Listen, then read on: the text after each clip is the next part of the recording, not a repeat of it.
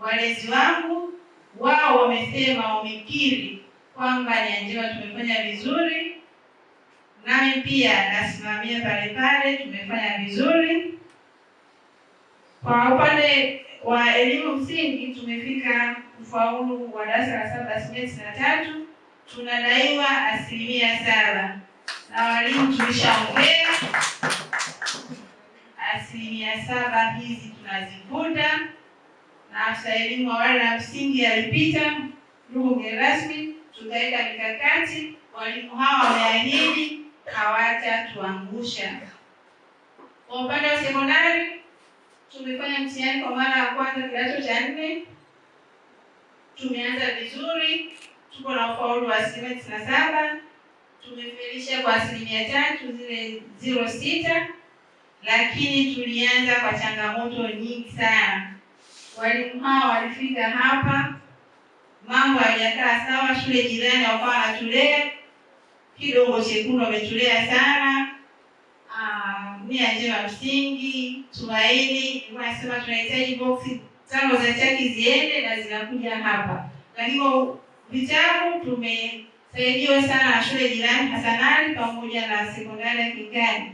Kwa hiyo walimu hao walianza maisha kwa ukungauka, kwa kutambaa, lakini sasa hivi wanatembea, na mimi wataanza kukimbia kufikia malengo yetu ya ufaulu wa 100 na kufuta division 0. Walimu wa sekondari mpo? Nimeahidi naomba mlinde nafasi yangu na yenu, lakini nisiwe nimeahidi mbele ya mgeni rasmi mambo yasiyotekelezeka. Na imani kwa spidi ambayo tumeanza kwa mwaka huu tutafikia. Ndugu mgeni rasmi, kata yetu ina wanafunzi wengi kama ambavyo umesikia. Upande wa elimu ya awali na msingi tuna wanafunzi wapatao 5636. Wanafunzi hao wanahudumiwa na walimu 90 tu. Na sekondari pia tuna wanafunzi wasiopungua 1757, wanahudumiwa na walimu 41. Ukiangalia uwiano wa walimu na wanafunzi, utaona wanafunzi ni wengi kuliko walimu. Kwa kifupi tunasema tuna upungufu wa walimu ambao ulipokea, lakini hali kadhalika kwa kuwa tumekuwa na uandikishaji mkubwa, tuna changamoto ya miundombinu, hasa elimu ya awali na msingi. Kwa sekondari hatuna shida.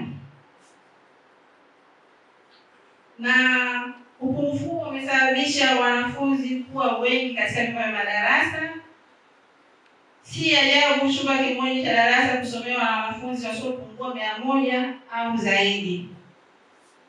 Na upungufu huo umesababisha shule zetu mbili, Tumaini na Kimarang'ombe, kuwa na double session, kwa maana wanafunzi wanaingia asubuhi, wengine wanaingia mchana, kitu ambacho hakileti afya nzuri kwa watoto, lakini pia hawapati kile ambacho kinastahili. Wakiingia mchana tayari wanakuwa wamechoka, lakini pia inatumia vigumu kuadhibiti kwenye swala la utoro. Unamkuta mtoto mtaani anasingizia mimi naingia mchana. Wewe ndio unaenda shuleni, mimi naingia mchana. Ukiwa na uelewa sasa, mimi nakuwa naelewa darasa gani naingia mchana, nakuwa ni rahisi kuwabana. Lakini watu wengine ambao wanasaidia kama mwenyekiti au tuna kamati yetu ya mtakuwa, wanashindwa kuelewa, wanawapiga chenga, na watoto wetu wana Kiswahili vingi. Ndugu mgeni rasmi, tunakuomba uzibebe changamoto hizi, nikupendeza uweze kuzitatua kwa kadri Mwenyezi Mungu atakapokujalia, ili kuweza kufikia malengo ambayo tumeyaahidi mbele yako na malengo ya taifa.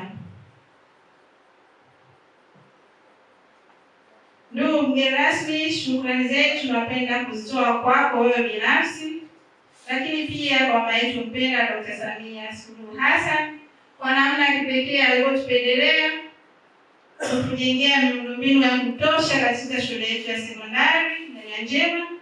Hatuna changamoto, labda changamoto tutaipata baada ya 2027. Kwa sasa inatutosheleza, hivyo tunashukuru sana.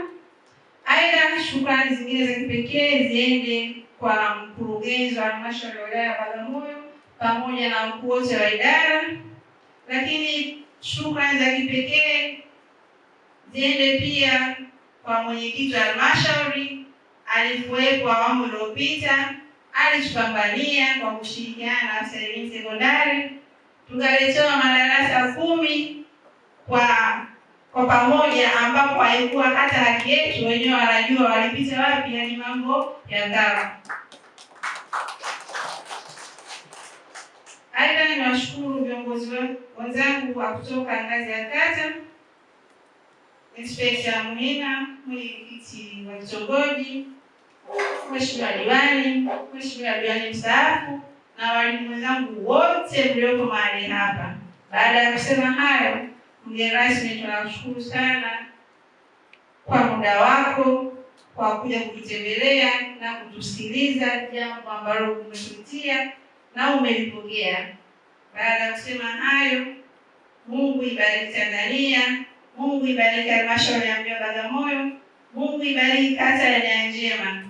Kazi na utu, elimu oye!